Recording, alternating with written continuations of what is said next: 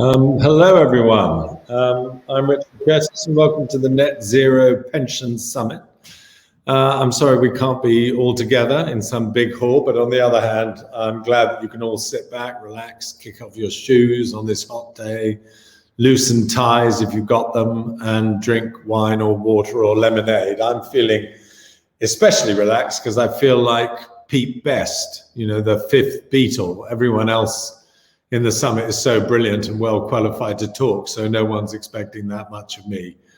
But what I have got is huge enthusiasm for this subject. Just to quickly introduce myself before I introduce everybody else, I'm the writer of lots of dodgy romantic films that made Hugh Grant so rich and so unhappy. But in order to compensate for that, over the years, I've founded and always been part of Red Nose Day and Comic Relief. I worked on the Make Poverty History and Live 8 campaigns, and I'm now a UN advocate for the Sustainable Development Goals. I'm going to say more in a moment, but now I just want to say this is a massive thing. There's over $50 million in the pension pots of the world. And every time that I've ever made a film for the UN, I've always said we have to turn the billions into trillions to set the world right. And the world of pensions, is a place where there actually are trillions. And that's why I helped co-found Make My Money Matter, so that we can help make those trillions invested in pensions do just that, make a better world. Pensions are, for many of us, the single biggest weapon that we have in our armory to fight for justice and against poverty and against climate change. So it'd be a huge win if that pension money could be applied to a radical and exciting future, so that we all actually inherit pensions in a world that is fit for purpose for the future. But why listen to Pete Best when you could have Paul McCartney? Well, Mark Carney. Mark has been a strong supporter of net zero pensions since we first went to see him in his room full of gold at the Bank of England. And he is our first speaker today. Mark, over to you. Thank you very much, Richard. Boy, I'm envious. You're sitting there in warm weather, drinking wine, ties off except for yours, because you're so serious. I put you down as George Martin, state the record clearly, because you brought us all together and really catalyzed this movement, and full credit to you and your colleagues. It's a great pleasure for me to be part of Make My Money Matters Net Zero Pension Summit, joined by my friends and colleagues, COP President-designate Alex Sharma, who's going to speak later, and Nigel Topping, who's, of course, the high-level champion for climate action. I'm going to say a few words on how the financial sector, and particularly pension funds, can help solve the climate crisis. And let me maybe acknowledge up front the immense responsibilities our pension funds have, which is to secure the retirements of their beneficiaries, of all of us. But the question is, what will that future be like? Is it going to be a world plagued by a growing climate catastrophe, or one that is finally on a path to sustainability? Given we need to reduce emissions by up to 50% by 2030, by the end of this decade, what pensions do today matters for our beneficiaries and indeed all of us tomorrow. And people around the world are choosing sustainability. There's over 126 countries that have now committed to reaching net zero. Governments are putting in place policies to reach that goal, and Alok and his colleagues at COP26 are working tirelessly to raise climate ambition and climate action for Glasgow. Now, pension funds, as you just mentioned, Richard, as overseers of $50 trillion globally, have a critical role in ensuring that there is a successful transition to that net zero objective. Addressing climate change is obviously in the world's interests, but increasingly pension funds recognize that it's also in their interests. Because climate risk is investment risk, the scale of stranded assets is only starting to be appreciated. Not thinking about terminal value in a world on the road to net zero could well prove terminal for some portfolios. Moreover, addressing climate change is an enormous commercial opportunity. Achieving net zero requires a whole economy transition. That means every company, every bank, insurer, investor will have to adjust their business models. And in the process, it's turning an existential risk into what I'd argue is the greatest commercial opportunity of our time. I mentioned that 50 trillion earlier. Well, over $3.5 trillion per year is needed for investments in sustainable infrastructure alone. That's on some estimates. The International Energy Agency a few weeks ago suggested that the figure is another $1 trillion higher every year for the energy sector.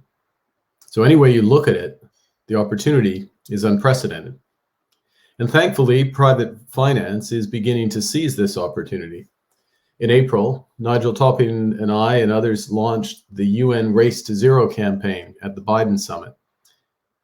The Glasgow Financial Alliance, Nigel of the Race to Zero campaign, the COP presidency, we launched the Glasgow Financial Alliance for Net Zero, or GFANZ, which brought together the world's biggest banks, asset managers, insurers, asset owners, including some of the largest pension funds, and some of whom are represented here today. GFANZ in all brings 160 firms who are responsible for over $70 trillion in assets. And they're going to work together to help accelerate the transition of the financial sector, but ultimately what matters, the global economy, to reach that net zero goal by 2050 at the latest. At the heart of it is the UN-convened Net Zero Asset Owners Alliance, which includes those pension funds.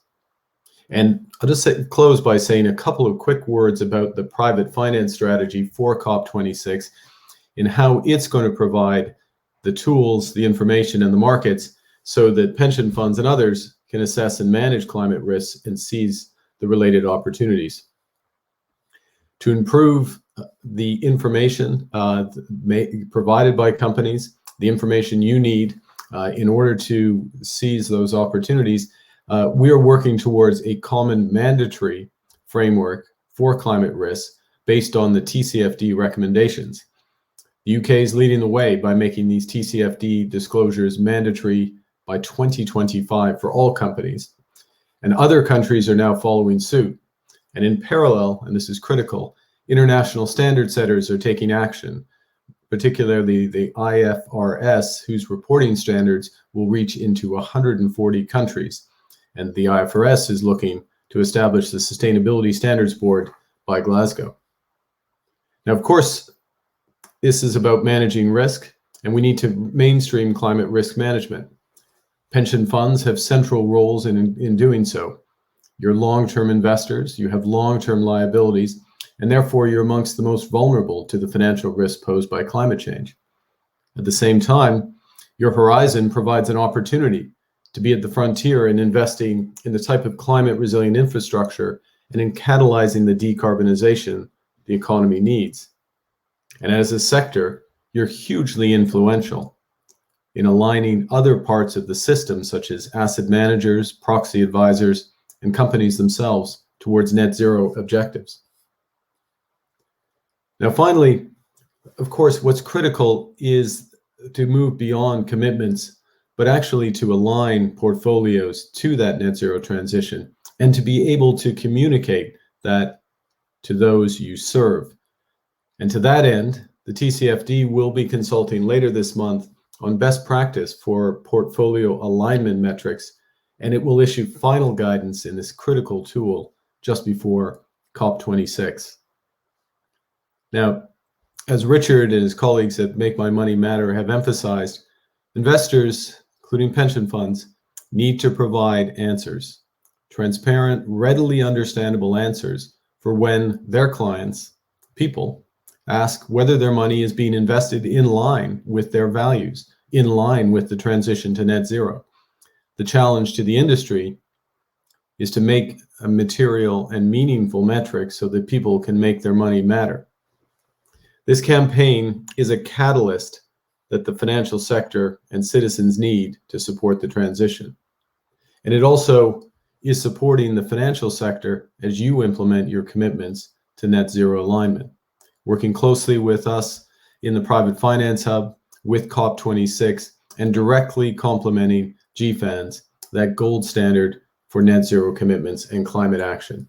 So to that end, I'd strongly urge I'd compliment those of you who are engaged for your leadership. I'd urge those who are considering to take the plunge to join the Net Zero Asset Owners Alliance to help people make their monies matter. and secure a sustainable and prosperous future for all. And with that, I will hand it back to you, Richard. Thank you very much, Mark. Very good of you to join us, especially since it's pretty early in Canada, but you do look morning fresh. I will take off my tie later because I always follow where you lead.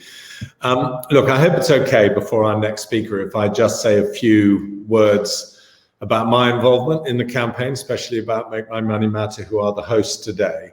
Because it's as much, in a way, I'm just representing, I think, the normal citizen. And it's definitely as much of a surprise to me as it may be to many of you that the person guilty of Mr. Bean and Blackadder is involved in a campaign about pensions. But in fact, it is, I think, extremely logical. I've spent 30 years trying to find a way to, fight the great inequalities and injustices of the world. And I've been through a journey I think many people have been on. So when we started Red Nose Day and Comic Relief, I thought the way through was by giving to charity. And then the next thing in 2005, like so many before, I worked on the Live 8 and Make Poverty History campaigns. And the focus then was talking to and putting pressure on governments to do all they can. In that case, it was, debt, trade and aid to help fight poverty and build up the financial and social power of less rich countries.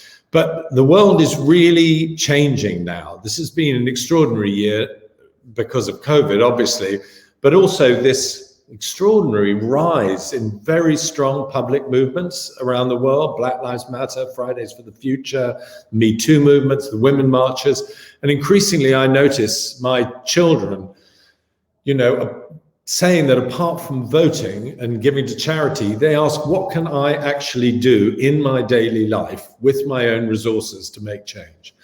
And the catalyst for me was watching a video by Dr. Bronwyn King, who is a cancer doctor in Australia, spending every day of her life trying to save lives. And she had her first meeting with her financial advisor and found out that 3 out of the 6 top companies that she was investing in were cigarette companies.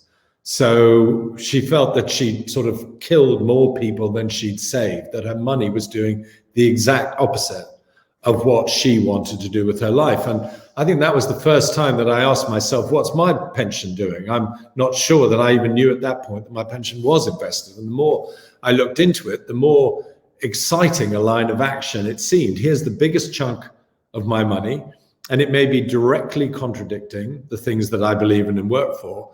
And more than that, which Mark has been talking about, think of the good that it could do if it was rightly applied, the exciting things that it could be invested in. And it's been a really extraordinary journey since then. I found out the size of pension pots around the world, 50 trillion globally, around 2.7 trillion in the UK alone.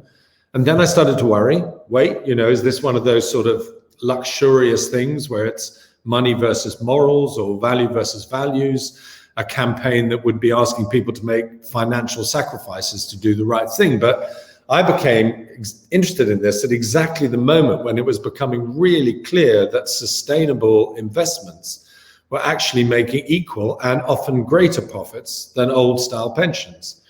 As Mark said, he described sustainability as, the biggest investment opportunity since the Industrial Revolution. And then literally everyone I spoke to thought that this is potentially a revolutionary and actually a popular campaign, not a sort of abstruse financial campaign, but one that the public can get behind. I just want to now, if I may, show you a film that was made by some friends of ours at a company called Quiet Room when they spoke to members of the public about their pensions. I hope that'll come up now.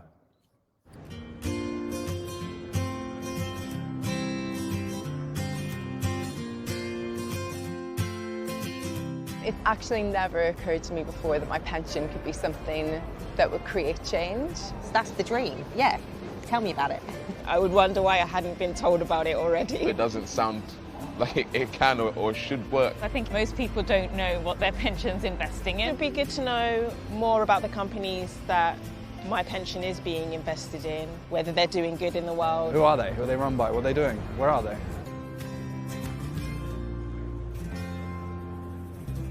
What? Invest in these? You're reading it's like a list of horror. Making weapons and ammunition, it's a no-go. Cigarette companies, coal mines, oil companies, gambling? No way. I feel like something better could be done with my money.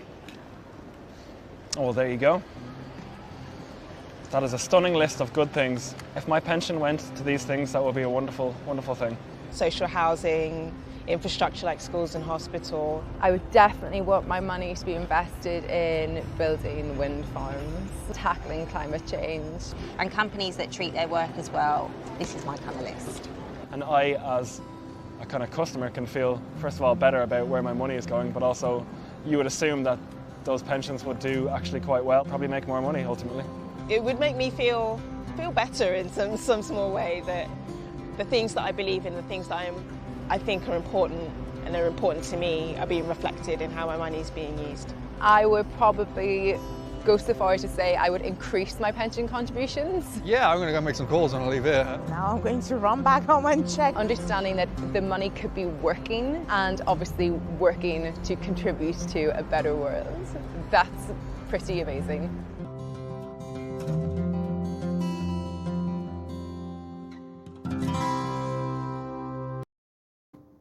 And so that's the reason we set up Make My Money Matter, to tell the public that their money could be creating the world they want. Since then, everything seems to have moved very fast. We did a YouGov poll that said that half of all pension holders would switch their pension if they knew that it was funding oil and gas companies, arms production, deforestation, or had links to child labor, and half would actually save more if they knew that their money was doing good. And this comes at a time, I think, when there's also strong signs of a real consumer revolution. People, especially young people, changing the food they buy, the clothes they buy, the way they travel to fight for justice and against climate change. And employers are increasingly seeing that not only are their consumers demanding action, so are their employees. They do expect the companies they work for to be doing the right thing, and they'd rather work for people who are. And one of the big things that companies can do is offer sustainable pensions as a matter of principle. And the strength of the situation, which has been so great, is that this is not, as I kind of originally feared, an adversarial situation, as you're about to hear, because pension providers and government are really thinking hard about this, moving in this direction. And so in the course of the last year alone, 15 UK pension schemes with some 25 million pensions, nearly $500 billion in assets, have committed to net zero. And business likewise is in on the journey too. Just last week, 50 organizations from IKEA to Oxfam, EY to Ella's Kitchen signed up to our Green Pensions Charter, which joins the call for a net zero pensions industry. Now, you will know I'm no financial expert, but the sums of money are huge. And it's very clear that people with power, many of you watching in the world of investment, are the real necessary heroes of the hour. They are in pole position. They're the Lewis Hamiltons in the race to net zero. They're to set the pace and fight for climate actions that we need. I'm really delighted that you're all here today. And my message is really simple. Just don't let this one lie. Don't put it off till another day. Just leave this meeting and leap into action. Find out what your pensions are doing, how you can make serious contribution to the battle against climate change with those pensions. And if you work in the pensions industry, others today have set out what can be done. And if you haven't acted, it really is your turn to take up the mantle. That's why we're here in this crucial year with Glasgow and the COP coming up, to try and accelerate the change that the public wants. To go slightly left field, at Christmas, I bought my girlfriend a Thermomix, and it has totally transformed our kitchen. Things are being done twice as fast and they're twice as tasty. And pensions are like the Thermomix of finance. They can be absolutely transformative. Millions of people will get pensions that at last they can be proud of. Pensions with intention, not neutral, and sometimes negative things. And I think it really is a generational opportunity. And now is the time to act on it fast. So that's where I'm coming from. And it's now my great honor to introduce a great woman, force of nature, the key figure in the Paris climate negotiations, great campaigner, great human being. It's not a broad field, but I'm pretty sure that if I did know everyone in Costa Rica, Christiana Figueres would still be my favorite Costa Rican. So Christiana, take it away. Thank you so much, Richard. Very kind and generous of you. And thank you very much for sharing your personal journey and how you came to lead the Make My Money Matter campaign, which you started in the UK. And I'm delighted that you're now taking it to the broader international scene. Thank you so much. And I should say that it was after our first conversation about this that you made me aware of this, that I went and dug into my pension, and my digging into my pension has actually made them change their investment portfolio. So you see how things can actually multiply in their impact. So thank you very much, Richard. And Mark, thank you so much for the amazing leadership that you're displaying toward COP26. You could have just settled back into Canada and enjoyed coming home after being the governor of the Bank of England, but the fact that you've taken on this mantle is hugely, hugely appreciated. So I've been asked today to talk a little bit about what is different now between where we were in Paris 5.5 years ago and where we are today, just a few months before Glasgow. I would argue there are at least 5 points that are different, that have changed over the past 5.5 years. The first is we are now much more aware of the negative impacts of climate. We are seeing more impacts. I don't have to remind anyone about the horrible fires in Australia, or how we are losing coral reefs, how we are endangering both the North and the South ice caps.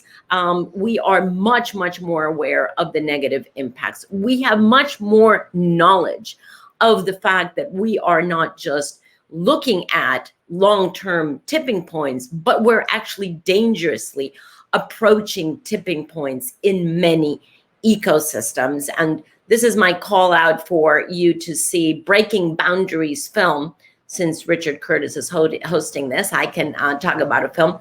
June 4, Netflix, Breaking Boundaries, the most scary and enlightening movie you have ever seen about what we're doing to the ecosystems. So we're much more aware.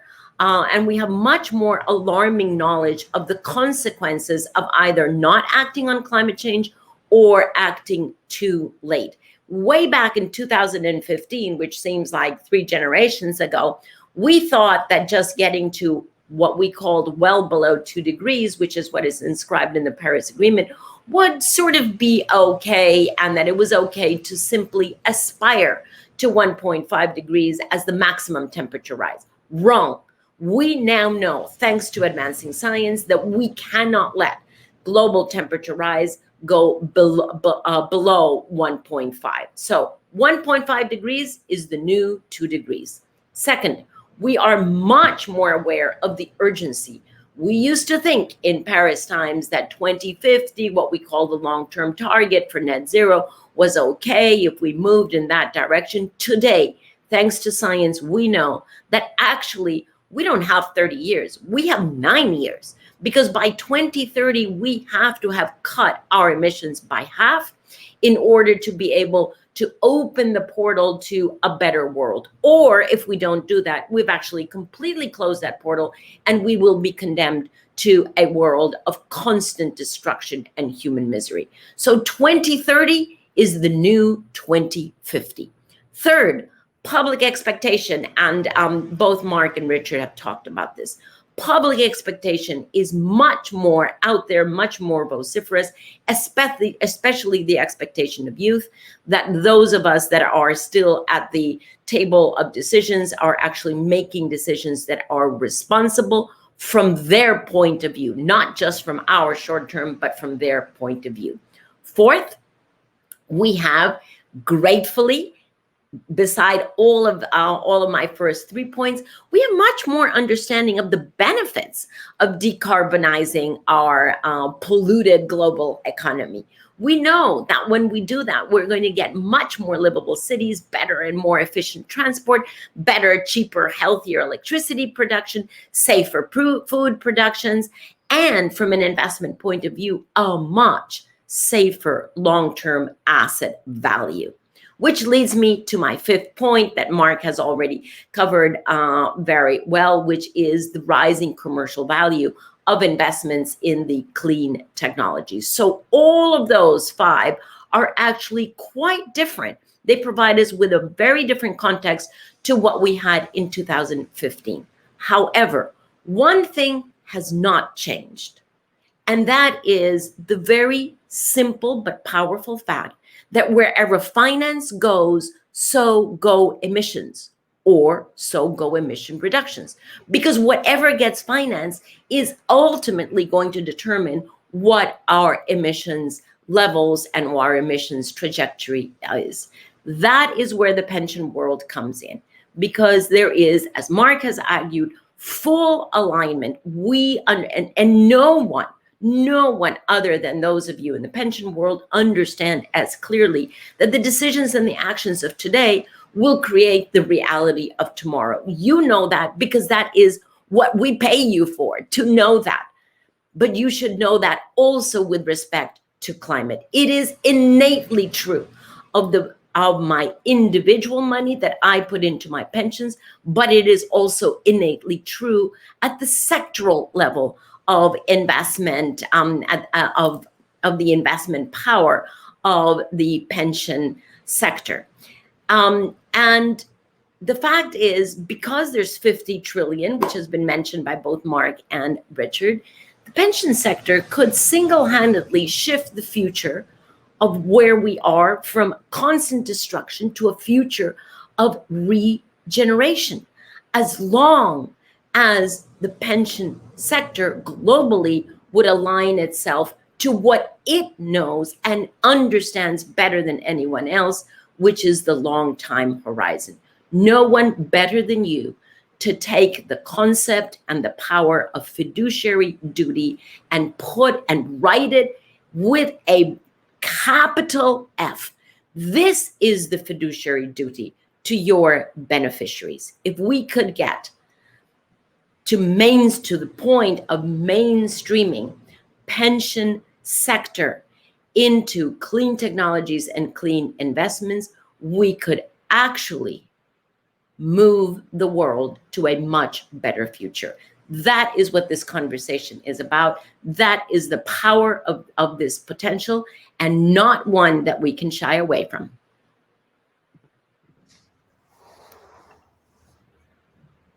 Thank you so much, Christiana. It's always wonderful to hear you talk. And I must admit, I kind of feel, because I started from the, charity poverty side, the biggest cultural shift in my lifetime is they used to think there were the climate people and, as it were, the poverty people. And we've now absolutely seen that, risk to the planet is risk to all the people on it.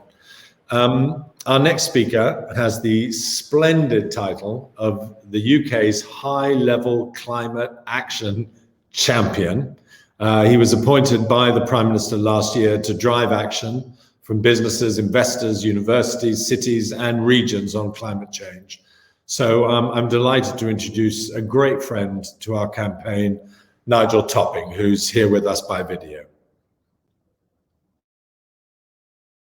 Reaching net zero greenhouse gas emissions by the middle of the century is crucial to achieve the temperature goals of the Paris Agreement on climate action, and with, of course, clearly defined interim goals to deliver the 50% reduction by 2030 that the science demands. And Gonzalo and I have launched the Race to Zero as a global campaign to rally leadership and support from businesses, investors, cities, regions for a healthy, resilient, zero carbon recovery to minimize future threats, create decent jobs, and unlock inclusive, sustainable growth. And our approach is to drive the Race to Zero by seeking commitments from everybody, from businesses, from cities, from regions, and these coupled with government commitments and the finance commitments we're working on with Mark, already covering over 70% of the global economy. We were thrilled with Mark recently to launch the Glasgow Financial Alliance for Net Zero that brings together banks, asset owners, asset managers, and soon insurers already with assets and bank balance sheets covering more than $70 trillion, committed to zero and to the short-term actions necessary to be on track. So far, we've created the biggest ever coalition on climate action. We have over 700 cities in 24 regions, nearly 2,400 businesses, over 160 investors, and over 600 universities. We've been really delighted to see the addition to these commitments from the Green Pensions Charter launched by Make My Money Matter and Count Us In last week, with those 50 plus businesses and organisations like IKEA, Ernst & Young, Octopus, Oxfam and WWF, all raising the demand for green pensions and calling for a net zero pensions industry. So we see a huge wave of businesses joining the race to zero. And for me, it's clear that a green pension for each of those businesses is a logical step on their journey towards a zero carbon future in the race to zero. So we need to see all pension funds step up, commit to net zero by COP26. It's time to make our money matter.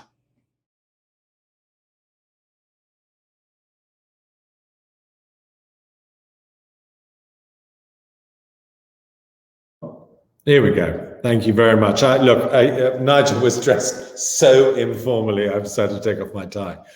Now we're going to move on to our final speaker before we open things up, and Mark is going to then talk to our whole panel of people about the matter in hand. I'm very happy to introduce Fiona Reynolds. She's another person who's been absolutely central to pushing the whole agenda of pensions. And she is the CEO of UNPRI, the Principles for Responsible Investment. And she came to that job after 25 years experience in financial services and in pension sector. She's a real expert. She helps to convene the UN Net Zero Asset Owners Alliance.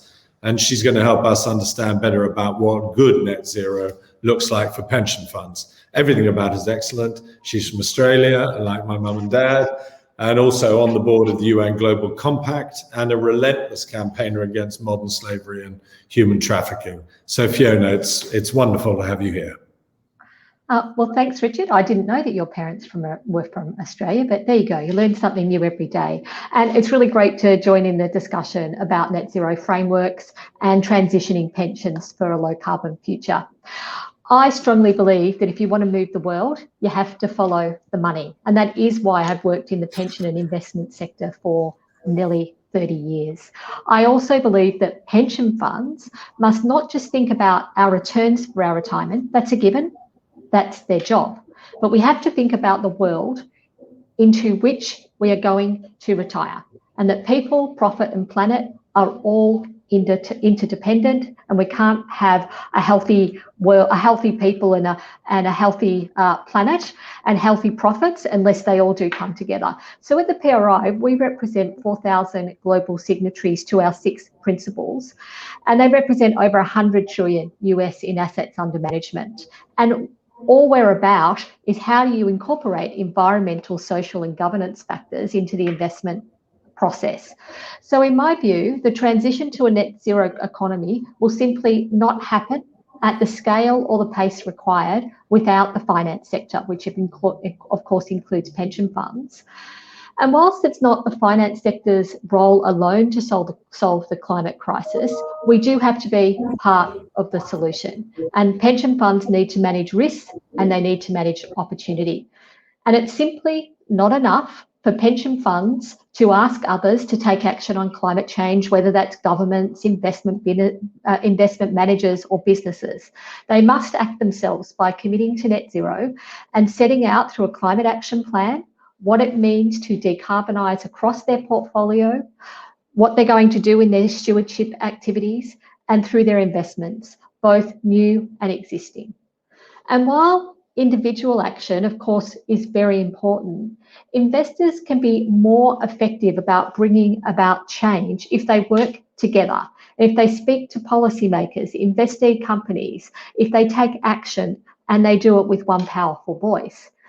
And we've seen that power at play over the last week. We've seen at Exxon and Chevron, where investors have demanded more when it comes to climate action at the board level from Exxon that they've demanded more about emissions reductions at Chevron. And we've seen what's happened at Shell, where the courts have demanded more. So the private sector has to get ahead of the game, or it may have it forced upon it. Now, no one's pretending that getting to net zero is easy, because it hasn't been done before. So working collectively is really essential.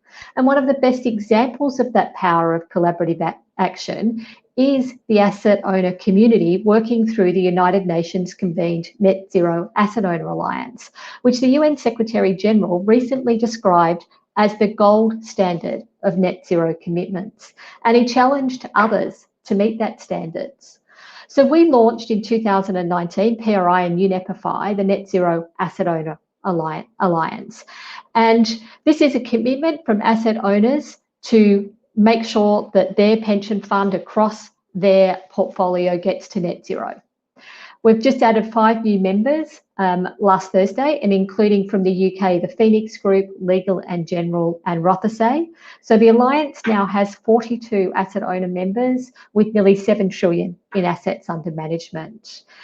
The members have all committed to align portfolios to 1.5 degree warming, including halving emissions before 2030. Setting a 2050 target is important, but short-term targets are essential. Global emissions need to be reduced by half by 2030. A number of pension funds in the Alliance have already set 2025 net zero targets. The members of the Alliance agree to align with the most ambitious decarbonisation pathways set by the Intergovernmental Panel on Climate Change, and to adopt intermediary targets every 5 years, starting this year. So like with the Paris ratchet, every 5 years we ratchet up our ambitions. We're currently finalising our 2025 protocols for each member in order to drive a rapid pace in terms of emissions reductions. And action this decade, as has been said by Christiana and others, is vital. And the serious discipline of defining immediate actions is a really powerful step. Importantly, the Alliance members aren't just working in isolation. They're also collaborating through things like GFANS, which Mark Carney is hosting, with other members of the financial services community. So it's really critical that we work together to agree common metrics and standards so that the whole industry is really working in the same way and with the same goals to get to net zero in a really urgent, comparable and accountable way. And by operating from a common playbook and encouraging transparency and near-term benchmarks while avoiding snapshots of member targets, we can also safeguard against greenwashing and promote really strong leadership. So many pension funds around the world are working really hard to develop and announce net zero targets, but it's not a simple task to make these commitments when they're actually backed with clear actions to achieve them. Words aren't enough, signing a statement isn't enough. Action and detail must follow. So through the Net Zero Asset Owner Alliance, we now have frameworks. We've got guidance in place, as we've got a growing wealth of experience to draw from. Time's really of the essence when it comes to both making net zero commitments and putting them into action. In just 5 months' time, we'll convene in Glasgow for COP26. It's really our last chance to get on track for 1.5 degrees of warming. And with only 13 of the top 300 pension funds in the world having committed to setting net zero targets so far, we've really got a long way to go in a short space of time. You don't need to do it alone. And so I would really encourage you to work with us as we transition to a net zero economy. And I'd really encourage all of the pension funds who are listening to make that net zero commitment. Work with us at the Asset Owner Alliance. Don't try to go it alone. Work with others. So thank you.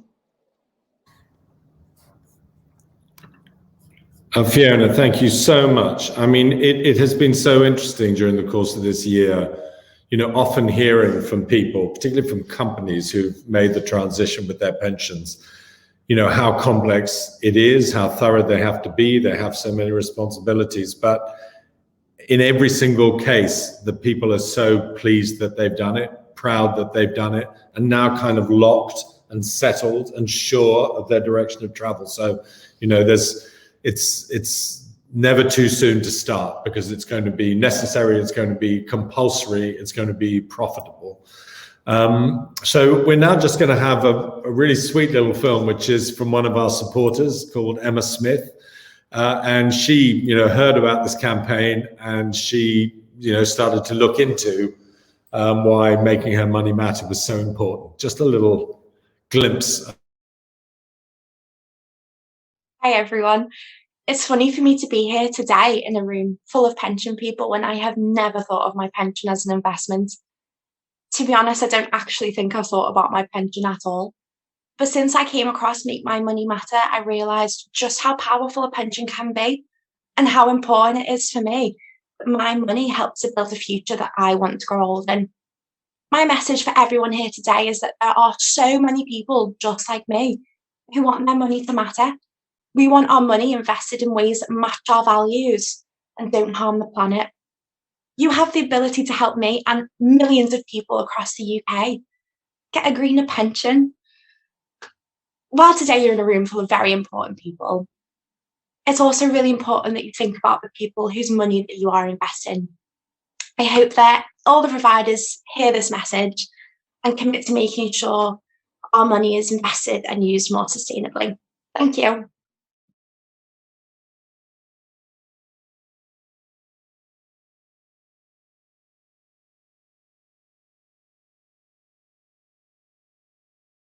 If only everyone thought about their pension that early on. So now we've got the opportunity. We have some real live pension managers here. We've been talking about them. Their ears have been burning. And let me bring them in. We have an absolutely great group, and we have limited time. This is the reality of everything to do with climate change, is that we have a limited amount of time. So I'm going to jump straight in, and I'm going to introduce them as I ask a first question. Give them all a chance to share their perspectives, and then we'll have a last, hopefully time for last question at the end. And I'm going to start with Helen Dean, who is, of course, the CEO of Nest. And, you know, Helen, when I think about it, a few years ago, actually it was only a year ago, we spoke at the launch of Make My Money Matter. And since then, we've seen significant progress with many pension funds, including your peers, making the net zero commitments we've been hearing about. When we were at that launch, you emphasized the importance of Nest's approach to member engagement in shaping your climate policies. So perhaps you can talk us through how you've engaged with your members on net zero, what their reactions have been, and what lessons can other pension providers learn from your approach to member engagement on the climate agenda? Helen? Sure thing, Mark. I think the first thing I'd say is that pensions are everywhere in the UK now. They're completely ubiquitous. 90% of eligible people in the UK are saving in a pension. And that money belongs to the workers of the UK. It doesn't belong to the pensions industry. Our role is to act on their behalf. It's absolutely essential, therefore, that we understand what our clients, our members need and want and expect from us. That's actually not that hard to do. There are loads of surveys that will show what people expect. And in the main, what people want is enough money to fund a comfortable retirement, and they want to retire into a world worth retiring into, and they want their children to have a good future ahead of them. So 3/4 of Nest members, we survey our members regularly, 3/4 of them tell us that they expect us. They don't just want us, they expect us to invest their money responsibly, and they want to have a bigger pension in a better world. So that's our mission. And therefore, it's fascinating to think just how that's almost like the wisdom of crowds. What people want is actually completely aligned to what's in their best financial interest. If you look at this just through the lens of investment, we have to invest responsibly and sustainably for the long term. We have to manage risk in investments, and the biggest risk the companies that we invest in face is climate. So there's a complete alignment between what our members want and what our investment strategy tells us is in their best interests. So really, as a pension provider, signing up to net zero is not a difficult decision for us to make. What is difficult is getting people to engage in this subject. Pensions are traditionally a low interest topic, and although people feel passionately about the environment, they just don't really understand or realize the power of those billions that they're part of and the difference that that can make. So we're really keen to make people aware of just how we are investing their money and the positive impact that they can have through their pension. It's early days, we don't have all of the answers. We are still learning how to do this, testing, trying things out and learning all the time. But we talk to our online community. We have an online community all the time. Every significant campaign, we consult with our community and refine our messages on the basis of what they tell us. We have a website where we have responsible investment front and center. There's a page on the website which is called the impact of climate on your pension. And that is something that's available for people to look at all of the time. We publish a responsible investment report every year. It's accessible and easy for members to understand. And we do campaigns straight to people, either email or video or social media, campaigns that get the message out to them. So people just get an opportunity to understand what we are doing with their money, and we want them to be proud of how Nest's investing their money. We get great feedback from members. We're also doing some research to help us understand how to better engage on an ongoing basis. We're working with Legal and General Investment Management to look at how you can really communicate well about ESG with members. What we've learned: communicate consistently, a consistent message through a variety of medium over time. Use very straightforward language. Use the term responsible investment, not ESG. Responsible investment as a term resonates with people. But in a way, the most important lesson we've learned is about relevance. People really want to understand the impact that their investments are having in a way that's relevant to them. Vague statements about global impact doesn't work as well as talking to people about the impact that their money has and the impact that they are having in terms of their investments. So we're at the stage now where we're talking to people about things like they own and they invest in things like biomass plants, solar energy plants, onshore wind projects, public transport, to the extent that we can actually talk to people about what their money is doing in a very personal way. That's the way that we found that you can really engage people on this subject. Fantastic. So responsible investing and showing how their money matters, the impact that they're making, great tips on engagement. I'll turn now to Mark Versey, who is the CEO of Aviva Investments. And Aviva, for those of you who don't know, and many of you would know because it's quite striking, Aviva's made one of the most ambitious commitments in terms of timing, pursuing a net zero target by 2040, not 2050, so 2040, and a 60% reduction in emissions by 2030. And so, Mark, I guess the question is, what drove that ambition? And what are the biggest barriers to acting with such speed? And what urgent steps should all pension providers be taking to ensure that action is front-loaded, not kicked down the road? Mark? Thanks, Mark. Yeah, I mean, it's a bold target, and fundamentally, we thought it's the right thing to do. Like Helen, we see it as a duty to our customers. So that's minimizing the risks, helping maximize the returns, and ideally making a world a better place to retire into. So climate change is ultimately the single greatest systemic risk of our time. It's going to hit all countries, sectors, and asset classes. You can't divest from it. You can't diversify it, you can't hedge it. So we have to make it stop. We have to stop it happening. So as an investor and an insurer, we actually have quite a lot of levers we can pull. Our belief was we should do everything we reasonably can, and we wanted to be a leader, we wanted to be ambitious. And look, frankly, it should be a lot easier for Aviva than for a global oil and gas provider, who we also need to be net zero 2050. So that's why we went for 2040. We don't have all the answers, but you asked about the biggest barriers to acting with speed. Net zero investing is ultimately an investment belief. It's relatively easy to make, but it's much harder to implement. We've heard a lot about the belief side. Can you invest sustainably while also growing the wealth of our pension savers? Yes, we fundamentally believe you can. But I'll just focus on the implementation side, because I think the risk is acting fast, but without creating meaningful impact. Because if we want to be genuinely impactful, we need to effect change in our portfolios. Just a couple of examples. Individual assets, we can easily sell brown stocks and buy green ones, lower emitting.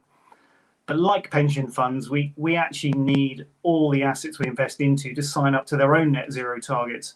And that means you need owners who care, who actively engage, and change may actually take some time. We created a climate escalation policy for the largest 30 global oil and gas producers. We've given them 3 years before we will divest. So we're trying to effect their transition. So our belief here is that turning brown stocks green can actually create good customer returns. If they won't turn, we will divest. Another example is asset allocation. I'm hearing a lot of people talking about reducing allocation to emerging market equity and debt because it will reduce carbon footprint. And if you're aiming for short-term targets, this is the danger of greenwashing could create, because actually we need the world to increase EM investment. Has to be done with great care and a huge ESG lens. So we've called for the OECD to set up an international platform for climate finance to better link developing economies with pension providers like us. We believe access to this transition finance could actually be a great investment opportunity for us all, but it's going to take time, it's going to take education. So speed, yes, but impact will take time. Fantastic. We're gonna go, given the time zones, we're gonna go to video now from Justin Adler from Cbus Super in Australia, and then I'm going to come back to our virtual live world. Thank you to Mark Carney and the team at Make My Money Matter for the opportunity to speak at today's Global Net Zero Pension Summit. For those who haven't heard of Cbus, we're a $62 billion Australian industry pension fund with almost 780,000 members. Our core membership group works in the building, construction and allied industries. 2020 was a challenging time for Australia, severe drought and bushfires that made world headlines. Climate change and its impacts were becoming very real for many Australians. Many were hopeful this would make climate change a priority for the federal government and companies. Then COVID hit and the focus changed for many to survival mode. From a long-term institutional investment perspective, our focus at Cbus didn't change. At Cbus, we have a significant number of members who will be impacted through their work or the communities they live in as the world transitions to a lower carbon future. And while they may not always see the connection, our members want and expect us to do the right thing as custodian of their retirement savings. This is one of the many reasons why climate change is an embedded consideration in our investment decision-making process. In August last year, Cbus announced its commitment to a 45% reduction in portfolio emissions by 2030 and net zero greenhouse gas emissions across our whole portfolio by 2050. Our most recent climate change roadmap details a significant amount of activity we're undertaking to achieve this. We invest back into our building and construction sector to create jobs and financial benefits for our members. It makes sense as a long-term investor to invest in sustainable buildings that maximise technology and sustainable building practices. We own the most environmentally efficient commercial property portfolio in the country. We know that being green can create financial value for our members, with our Cbus property portfolio returning on average over 15% over the past 10 years. As part of our 1% allocation dedicated to climate change solutions, we invested 240 million Australian in March with an equities manager focused on investment opportunities from the transition to a more sustainable global economy. It's an investment in an innovation fund to try new ideas and take these learnings back to the entire portfolio. While some investors are compelled by regulation to have targets in place, and many countries have committed to net zero targets, in Australia we don't have that level of oversight or clarity yet from government. It's companies and institutional investors who are taking the lead. We simply can't wait. As a superannuation fund, we see this as falling under the umbrella of acting in our members' best interests. Collaborative and collective action are required to effect change and drive actions that deliver a more sustainable global economy. Ultimately, as a pension fund, we're here for the long haul in our members in Australia, and we want companies we invest in to be part of the transition and to remain profitable for the long term too. We have a young member base, and they'll be retiring when climate change physical impacts are accelerating, with potential impacts for investments. We've surveyed our members, and the strong majority want their fund to be investing in a responsible manner. It's in the best interests of everyone. Thank you.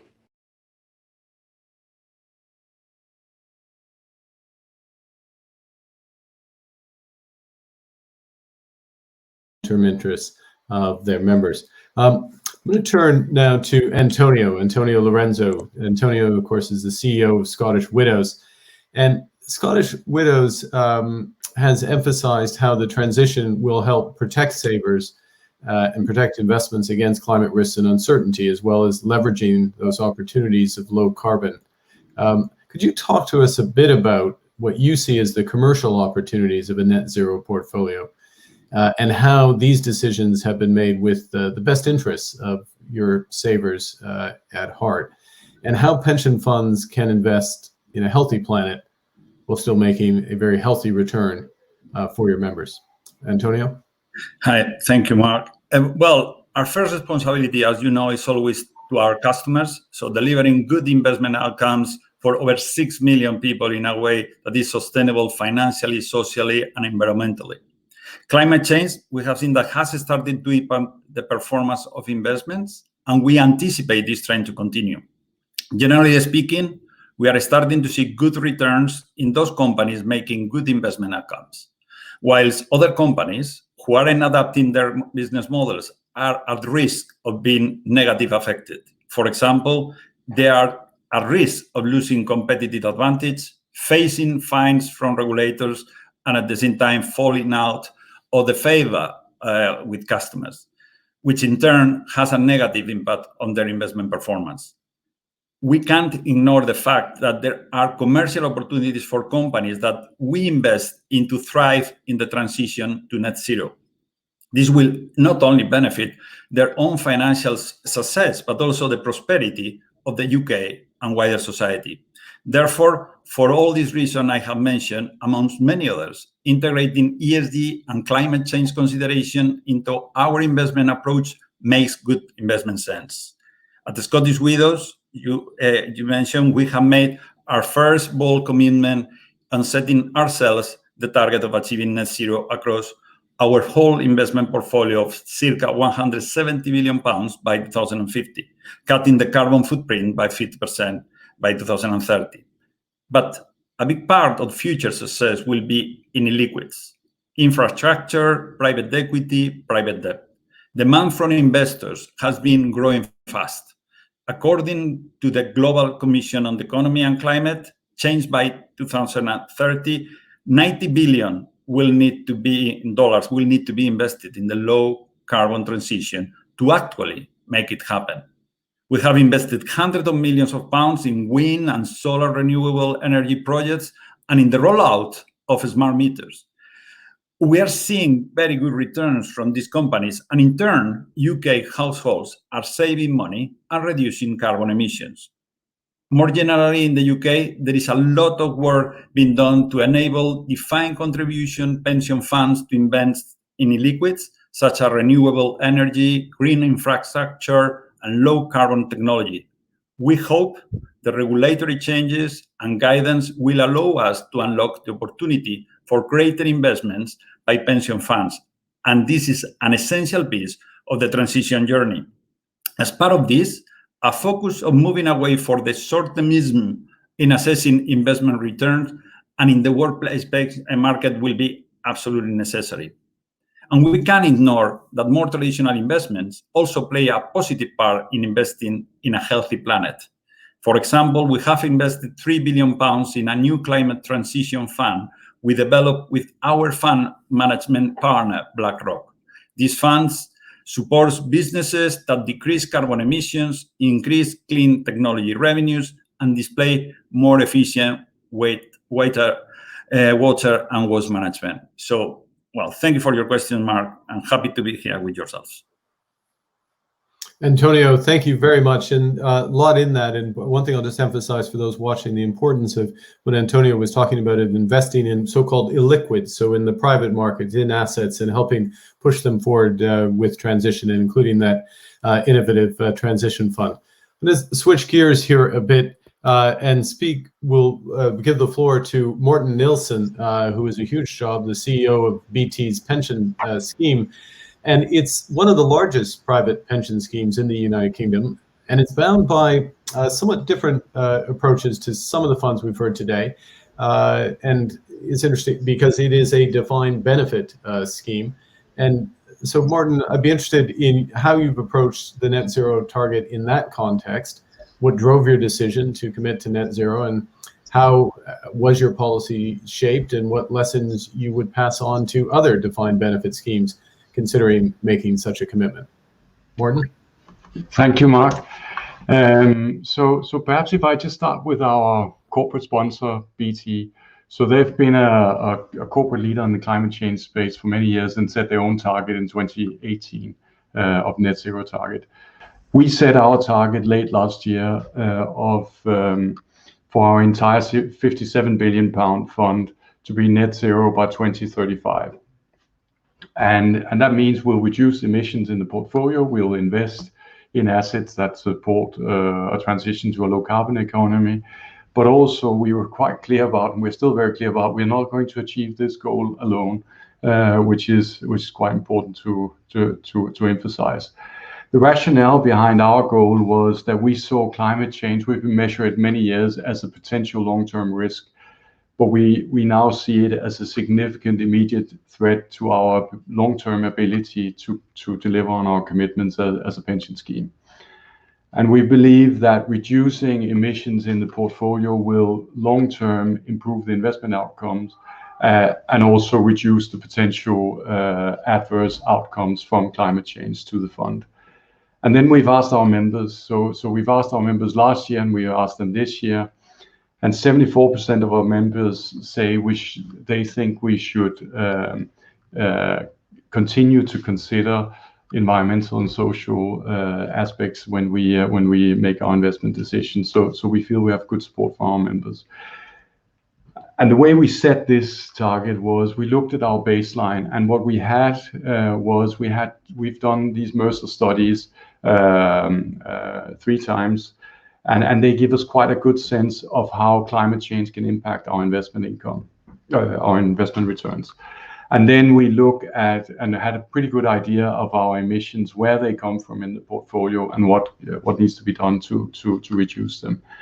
And if we look across our corporate bonds and equity portfolio, 80% of the emissions come from less than 20% of the assets.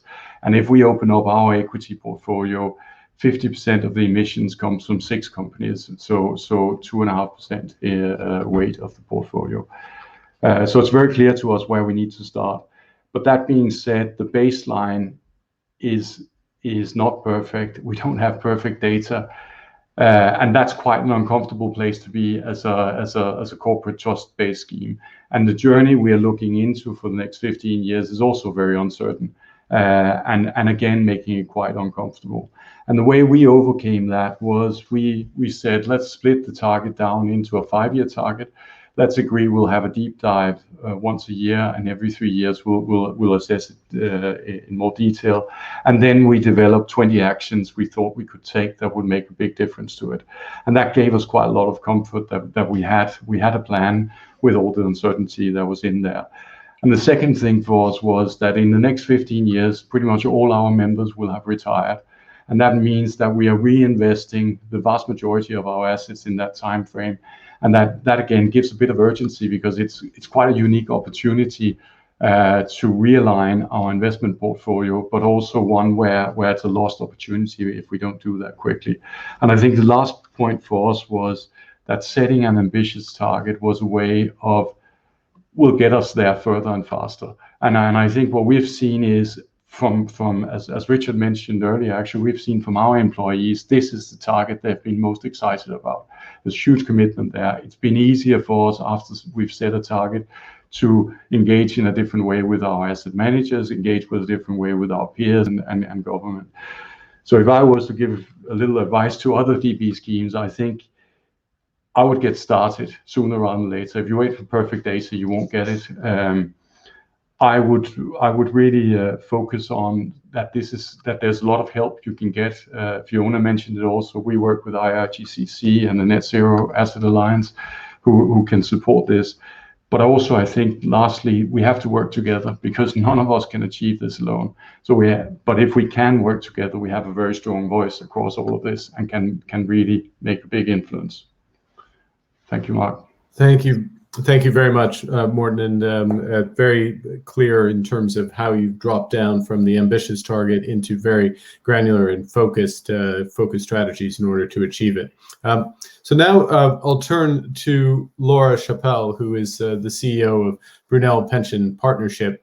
And Laura, just context, I think we all know, it's great that there are these commitments, but they're also being challenged, and rightly so, to ensure they have the pace and urgency and ambition required to address the scale of the challenge that we face. So interested in how Brunel is approaching this and ensuring that the commitments that you're making are robust and equally importantly, accountable. And maybe you can share some lessons with other local authorities in similar positions who are considering making a net zero commitment, but want to ensure that they have the quality and the pace and ultimately the transparency that's needed. So Laura. Thanks, Mark. So the Brunel Partnership are investors for the 10 local government-based pension funds, pension schemes based broadly in the south of the UK. So we were set up 3 years ago. And as an asset owner, we have an advantage when trying to invest to make our pension money matter. As we're not looking for short-term profits, we want long-term, responsible, sustainable returns for our members.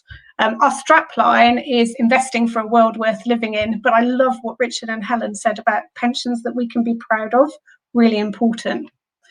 So how do we make our commitments robust and accountable? Both very, very important.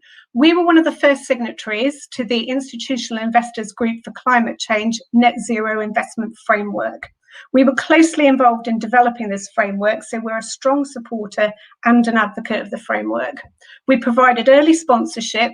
We provided investment data in the research phase through Aviva Pension Fund, one of our partner funds. We partnered with them through research, construction, consultation, and delivery phases.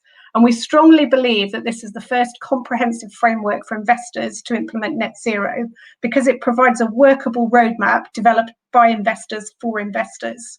So we've therefore made our own commitment both to the broader goal of achieving net zero by 2050, but also to getting halfway there by 2030. And I think that second commitment is arguably even more important given the urgency of the problem. So what is the key to this? So I think I want to say demand more while staying open to learning as we go. So find the best shared framework and put a date on your commitments. Pledges need time commitments and then actions. So create short-term staging post targets so you have your own meaningful roadmap of actions. And then your deadlines become your baseline. And as you try to better them, as more opportunities to invest in green arise, as hopefully the growth is exponential over the next 50 years. I think the other thing I want to say is know yourself first. Our strapline is investing for a world worth living in. And every one of us in the Brunel Partnership believes in this approach. So report on your progress publicly, hold yourself to account, and ideally use external monitoring as part of that. Our approach on this has been to publish our outcomes report, which basically shows how we're performing across all of our responsible investment goals, so not just climate change. We produce a climate action report in line with the TCFD recommendations. This is a voluntary filing and it shows our commitment to global mandatory disclosure. We also have a carbon metrics report which lists all of our holdings with carbon footprints and rates our aggregate portfolio against benchmark, which I'm glad to see is actually performing ahead of benchmark. And at a higher level, you need to be willing to constantly question whether what you're doing is right, be honest, be humble, and learn from everything. So lastly, I think you need to use your position. Whether you are an asset owner or an asset manager, you're in a position of financial power. So use it and wield it carefully. So get active as a shareholder. So we use EOS Hermes to channel our principles into coordinated shareholder action and voting. We've already seen policy changes at banks and energy companies as a result. Small steps, but meaningful all the same, and hopefully the start of the journey. Arguably, this is the one action that's affected the greatest change in the oil and gas industry so far. So work with broader industry groups, don't work alone. Climate Action 100 Plus is a great example of a group that has teeth. Do you create funds? Build RI into the design of your funds. Very important. So what lessons on quality, pace and transparency do I want to share with everybody else? I think for us, use the IIGCC Net Zero Investor Framework because it's based on deep research and coordination with key partners like Brunel ourselves. And it's been fully consulted on. So it's a stamp of quality assurance. So it's got many major investors and it provides a consistent approach across multiple investors with shared standards and a way of marking investors against their commitments. Pace, we know that we need to cut carbon in portfolios by 7% annually throughout the 2020s in order to have any hope of meeting our net zero targets. So we track how we're doing on that on a basis annually and we publicly publish it in our report. So the other thing is don't just cut the negative. So increase investment in climate solutions for the long term, very, very important. And I think lastly, transparency, which goes back to the earlier point about publishing what you're doing, even if you don't have to, you absolutely have to open yourself to scrutiny as an investor for pension fund money on climate. Standardization is hugely important. And it will ultimately make comparisons and progress tracking easier.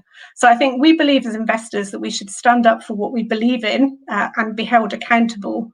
As really, don't all pension fund members ultimately want a world worth living in? Great. Thank you so much, Laura. And just to wrap up this fascinating session and very encouraging session, I'm going to turn to Torben Petersen, who is the CEO of Pension Denmark. And this is a short video where Torben provides his perspective.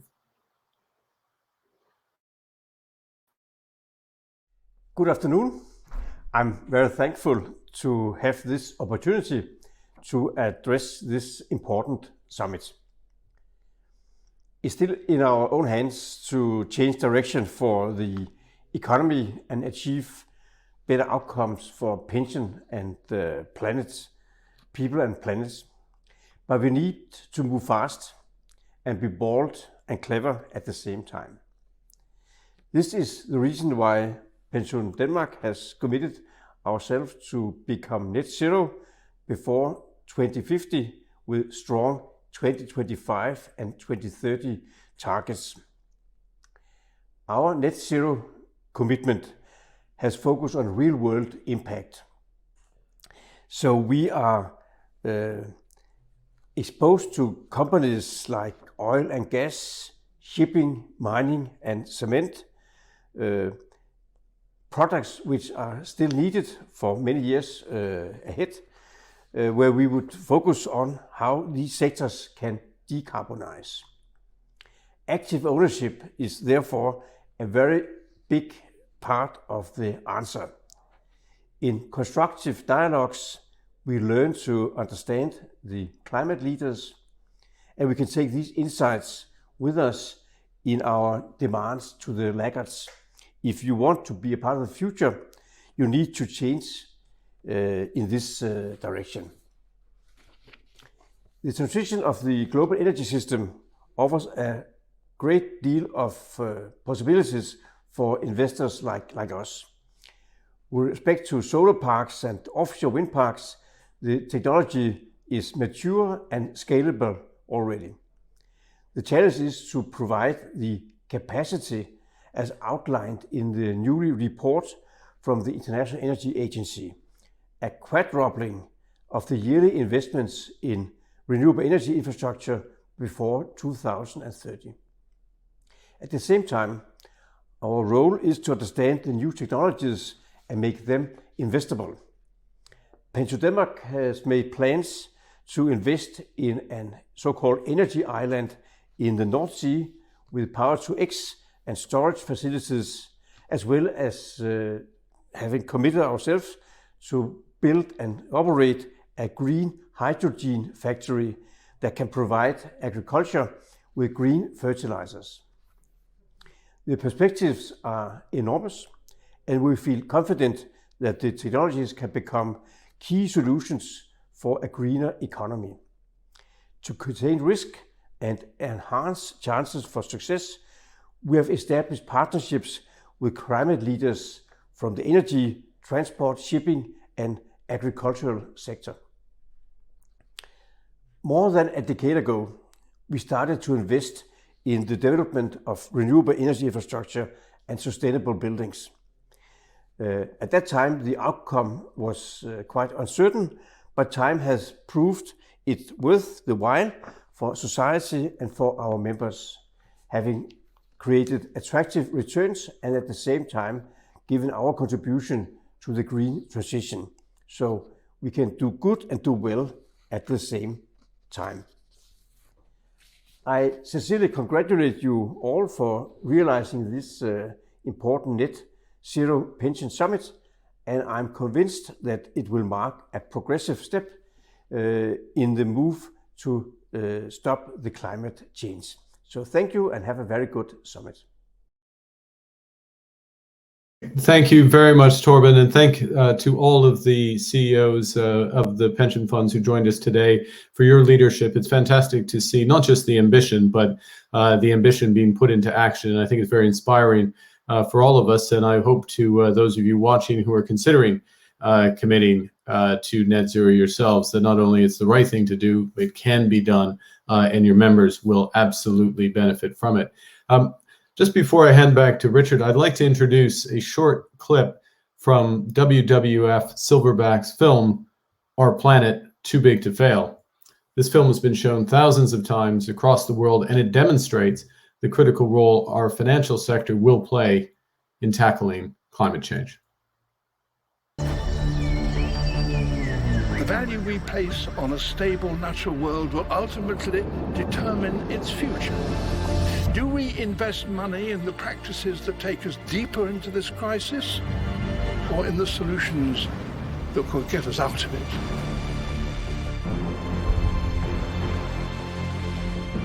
The problem with climate change is that it's not a quarterly issue, it's a quarter-century issue. There's over 300 trillion in the global capital markets, and that money can be harnessed to do a great deal of good. The biggest risk is inaction today. This is the most well-educated and the most well-paid industry, and I'll be disappointed if we cannot change ourselves.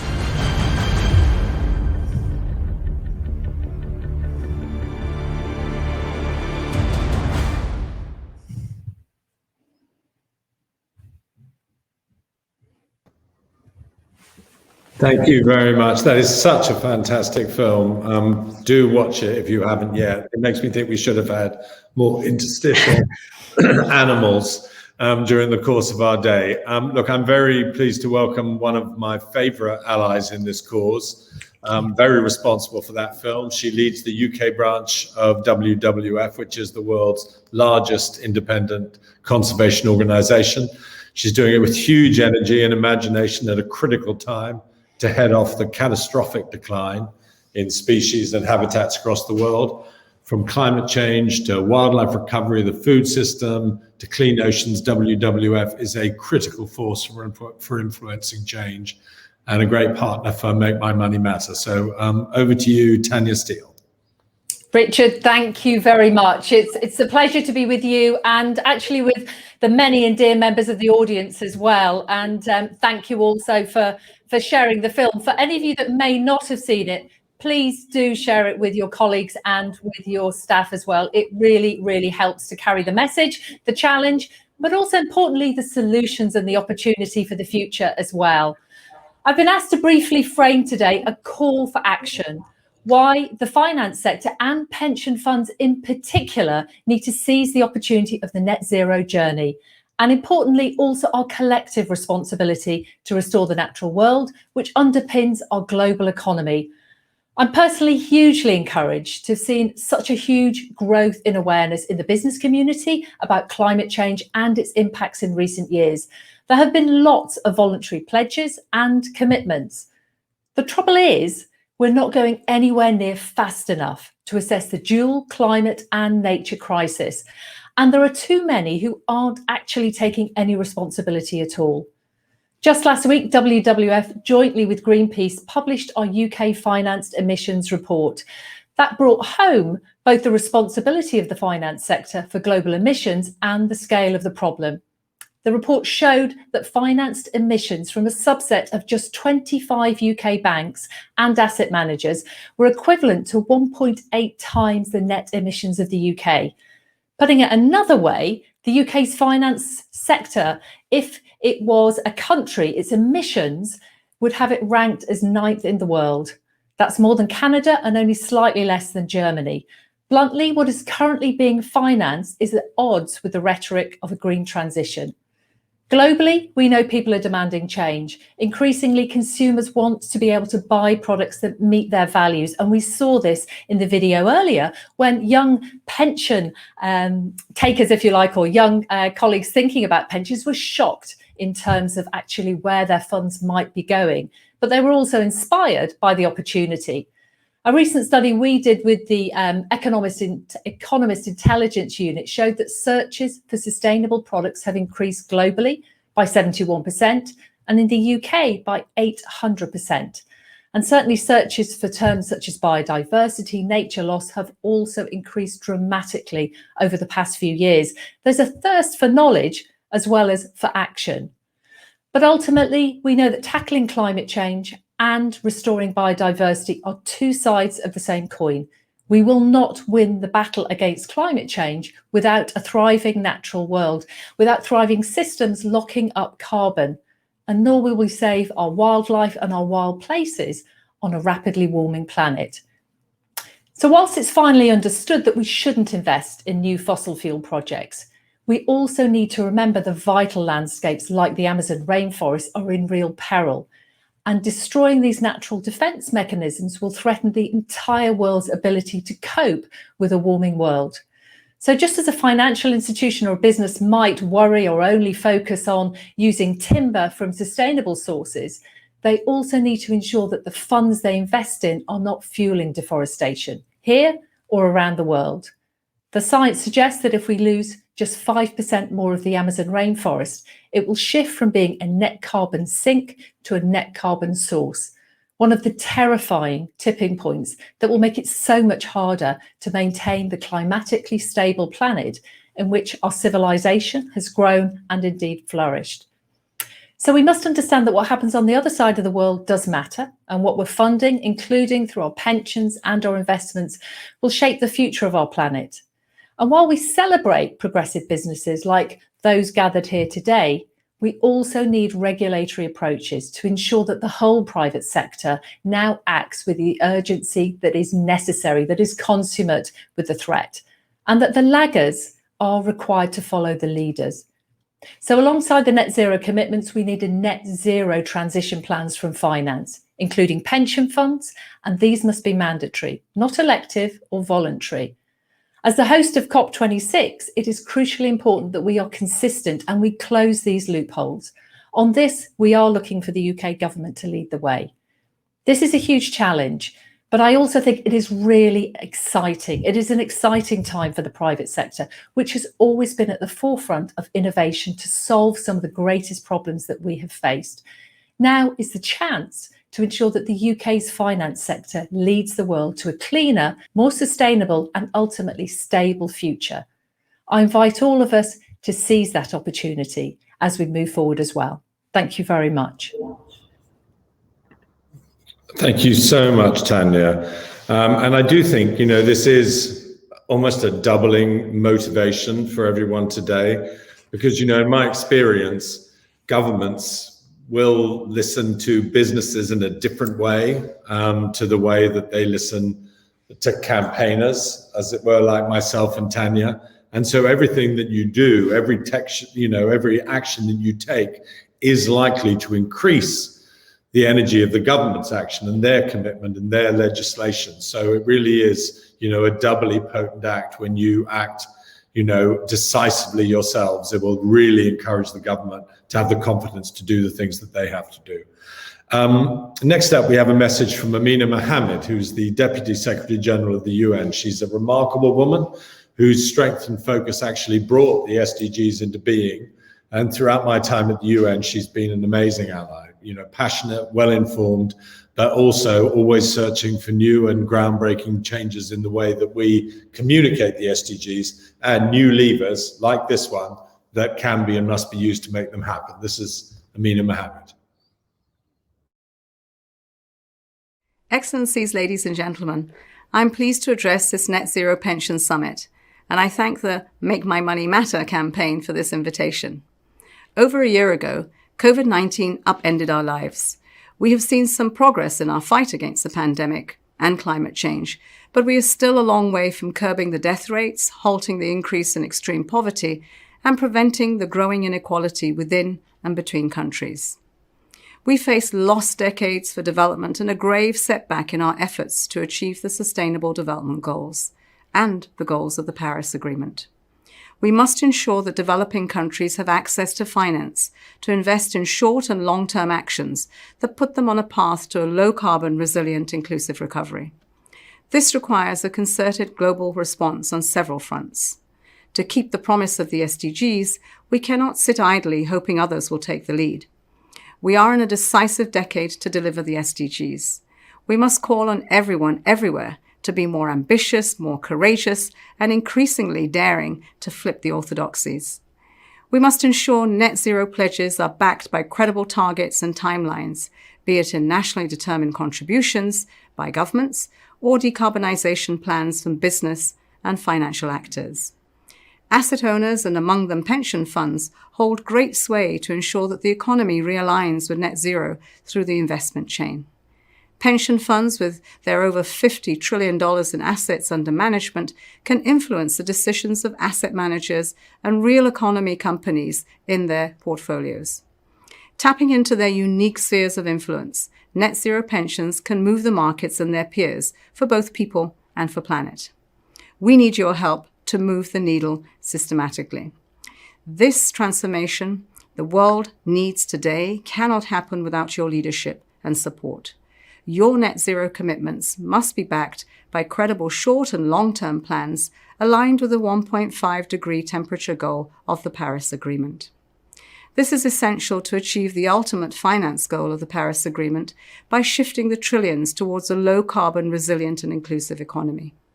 We're encouraged by the net zero pledges and announcements by some of the key pension funds in the world, but it is essential that more join these efforts. In 2019, the United Nations convened the Net Zero Asset Owner Alliance, which the Secretary-General has held as the gold standard for credibility and transparency of their plans and targets to follow through on net zero pledges. Our own Joint Staff Pension Fund joined this alliance, and we invite others to do so. Finally, our investments must reach beyond climate targets and touch the lives of those furthest behind. They must positively impact sustainable development more broadly, lifting up women and girls and curtailing growing inequalities. I very much look forward to working with you and other partners to reimagine and transform our future. Please accept my very best wishes for a productive session. Thank you.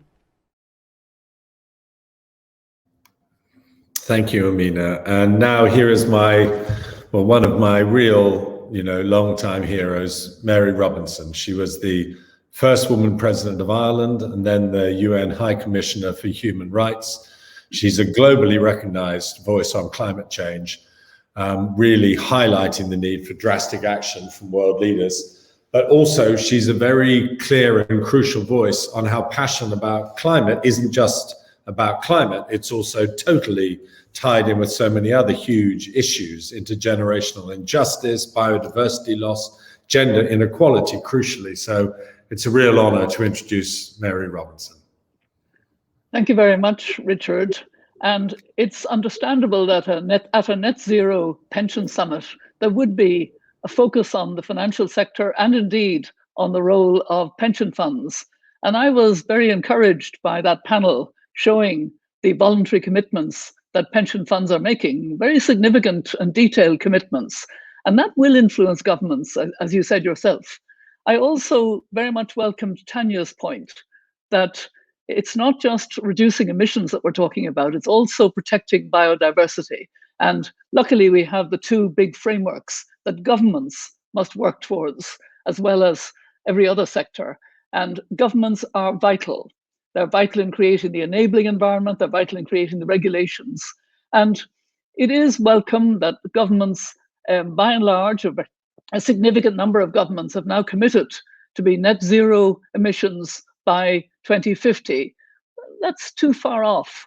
Where are they in 2030? And more importantly, in their nationally determined contributions for the Glasgow COP, what are they doing specifically and urgently over the next decade? That's really what matters. This is the most important decade in human history, and governments have to absolutely step up and align all of government policies with 1.5 degrees and with protecting biodiversity and preventing extinction of species and reclaiming, recovering, rewilding, as we know we must do. I'm pleased that there is a shift happening. Well, we can see it in the voluntary commitments of the pension funds today, but it's there in the International Energy Agency report, aligning for the first time with 1.5 degrees. It's there in the G7 meeting recently of environment ministers, which aligned for the first time with 1.5 degrees. It's there in the cases that we're seeing, the litigation. I mean, we all welcomed the Agenda case a few years ago, the Dutch case, but it seemed isolated. It's not isolated anymore. We've had cases in Germany calling, the German Constitutional Court saying the German government has to do more. We've had cases in France, case in Ireland against my own country. We've had a case just the other day, in another Dutch case against Shell. We have shareholder action. Shareholders are stepping up and committing to changing with the help of major investors, directors of companies like Exxon, in order to get change. So I'm really more hopeful now than I was, for example, at the beginning of 2020, when before we got the COVID awful catastrophe on top of us, I felt we weren't going to get the ambition. Somehow I think COVID is perhaps helping by getting us all out of our comfort zone and making us think more about the fragility of humanity. I welcome the young climate activists, the Fridays for Future, but I see them aligned more now with Black Lives Matter, with the Me Too campaign. There's a sort of coming together of all of the inequalities, because COVID has exacerbated all of these inequalities and shown us, and frankly, Richard, I'm going to say something that might be a little bit of heresy to you, but I'm going to say it anyway. I don't want to build back better. I want to build forward with justice, equality, and sustainability. And I believe that this is the sort of vision that we need, that brings everybody with us. And we have to recognize that we must do something about equitable access to vaccines if we're going to bring people with us. If we're going to have the urgency that we had in Paris, it's going to be those voices who live the existential threat of climate change, not talk about it as a future problem. And we need those voices to get the urgent commitment of governments in COP26. So I'm really hoping that we're going to move more on that vaccine issue as we move towards where we need to be, both in Kunming in China on protection of our biodiversity, protecting 30% of the land, 30% of the oceans, the High Ambition Coalition, and the Gender Action Plan that they also have in that conference, and then moving on to the Paris summit. So let me end with a simple exhortation from the founder of the elders in 2007, Nelson Mandela. He said very succinctly, he said, and I think this is something that, you know, really needs to be emphasized. It always seems impossible until it is done. We can do it. We must do it. And this decade is the most important in human history. Thank you. Thank you, Mary. It is really wonderful to hear from you. And I can't help but think when you talk about the kind of renewed energy after the pandemic, I've always been obsessed by the fact that the big thing that happened in the UK after the end of the chaos of World War II was the creation of the NHS.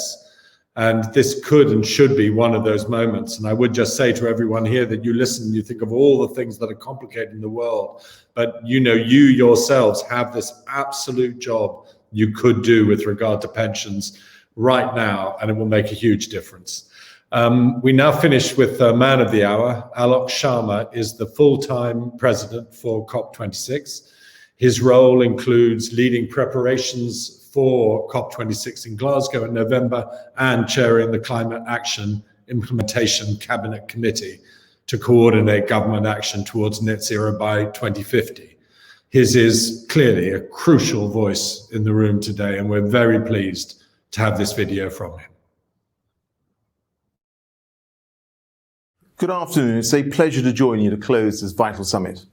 I want to thank Richard Curtis and Make Money Matter for hosting it, as well as my friends and colleagues, Mark Carney and Nigel Topping, for all the work that they have done to get private finance going green. The challenge the world faces today is critical and it is urgent. When the countries of the world signed the Paris Agreement in 2015, they committed to limit global temperature rises to well below 2 degrees, aiming for 1.5 degrees, because the science showed that this would avert the very worst effects of climate change. But since that agreement was signed, the world has not done enough. And today, we find ourselves at a crunch point. To keep the 1.5 degree target within reach, we must halve global emissions by 2030. And we must reach net zero emissions by the middle of the century. That requires action now. We cannot kick the can down the road any further. If we do not take this chance to keep 1.5 degrees alive, it will slip from our grasp, and so will our best hope of building the future that we want to see. So COP26, the United Nations Climate Conference that will be held in Glasgow in November, must be the moment that every country and every part of society embraces their responsibility to protect our precious planet. And, very importantly, that includes finance. Because without it, the task ahead is near impossible. That is why one of my key aims for COP26 is to get finance flowing to climate action, both public and private. And with $47 trillion in pension funds globally, this sector plays a major role. We need to get our savings for the future shaping the future. The good news is that this is not a choice to be made between private profit and protecting the planet. One needn't be sacrificed for the other, because the economics have changed. Today, green investments are indeed smart investments. In the majority of the world, renewables are cheaper than new coal and gas. Putting your money in fossil fuels creates the very real risk of stranded assets. A recent report from Imperial College London found that over the past 5 years, and indeed over the past 10 years, renewable investments generated higher returns than fossil fuels in both advanced economies and emerging markets.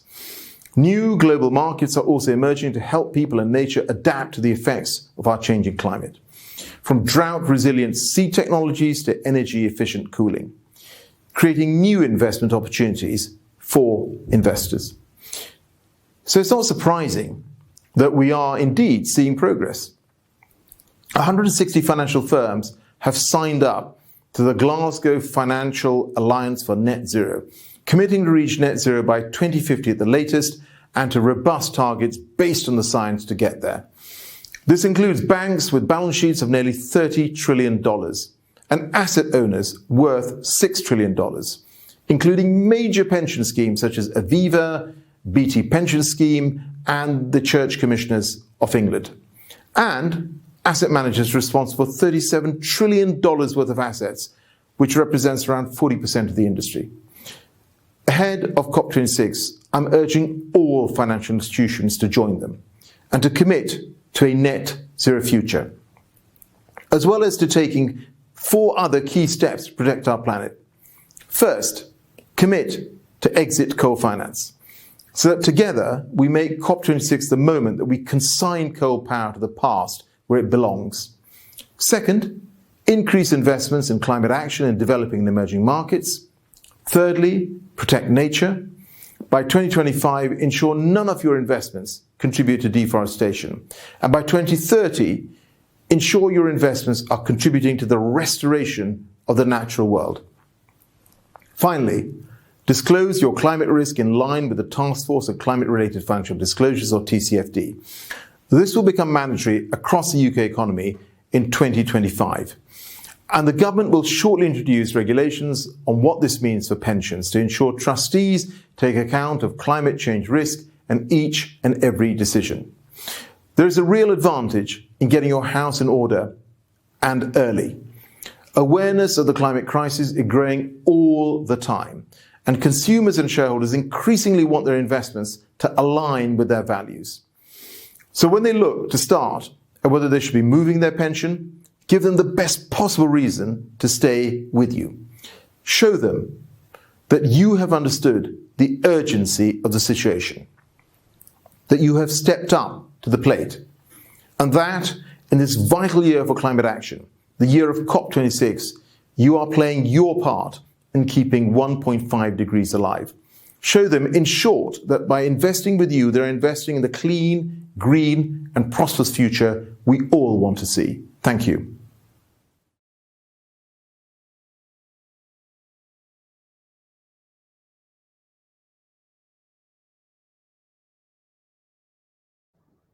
Well, huge thanks to Alec for that. It was, very interesting to hear his determination, and I think, very challenging for all of us to play our part in how those things are achieved, and in the knowledge that the more that is done, the more the government will make sure that more is done.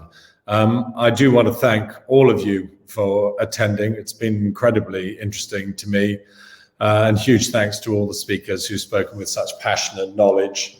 I would love to feel that everyone today has learned stuff, I certainly have, but also that you feel both the opportunity and the urgency here. If we are to avoid a climate catastrophe, we need our pensions to align to net zero, and particularly to halve the emissions in this next decade. So what would be great, as everyone has said, is don't just put this aside as an interesting subject to be filed for action at a later date. Change will only happen if each of us does something right now.